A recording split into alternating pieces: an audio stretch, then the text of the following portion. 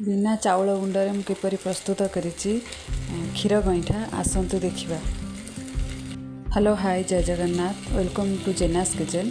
ଚାଉଳକୁ ପ୍ରଥମେ ମୁଁ 4-5 ଘଣ୍ଟା ପାଇଁ ଭିଜେଇ ଦେଇଥିଲି। ତାପରେ ମୁଁ ତାକୁ ପୁଣି ବାଟିକିନି ପେଷ୍ଟ କରିଦେଇଥିଲି। ତାପରେ ମୁଁ କଢ଼େଇ ବସେଇକିନି ସେଥିରେ ପ୍ୟାନ୍ରେ ମୁଁ କାଜୁ କିସମିସ୍ ପକାଇ ଭାଜି ଦେଇଥିଲି।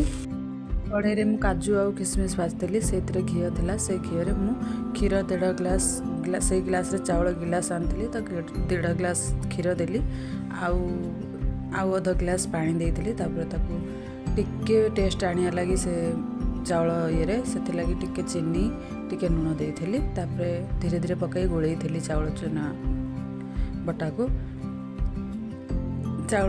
ପକାଇ ତାପରେ ଗୋଳେଇ ସାରିଲା ପରେ ଧୀରେ ଧୀରେ ତାକୁ ଯେତେବେଳେ ଆଣଟା ଢାଳିଥିବେ ନା ସେତେବେଳେ ତାକୁ ଲଗାତାର ଗୋଳଉଥିବେ ନହେଲେ ସେ ବିଣ୍ଡା ହେଇଯିବ। ତ ସେ ଦେଖନ୍ତୁ ମୋର ଅଲରେଡ଼ି ହାତରେ ବି ଆଣ ଲାଗୁନି ହେଇଗଲା ମୋର।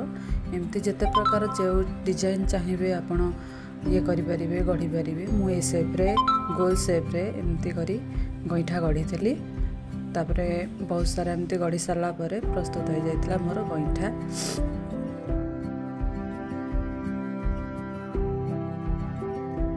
फाइनाली मुझे सेप्रे सब गईठा गढ़ी देती। तापर गोटे कढ़ई बसई से ठीक मेजरमेंट हिसाब से मुझे गिलास 1.5 ग्लास क्षीर नहीं तापर आउ 1/2 ग्लास पानी नहीं फुटा को छाड़ी देती। से काजू और किसमिश आड कर देती।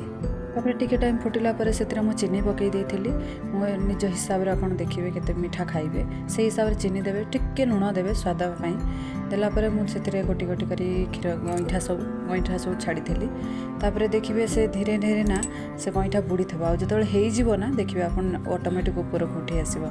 तापर से मसला पेस्ता और केसर मसला पकई फाइनाली हो गला ठाकुर को पूजा कर सारा पिला मानू देती खाइबा को।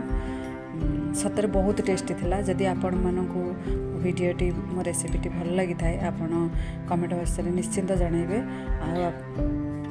लाइक सब्सक्राइब करिया को भूलिबेनी।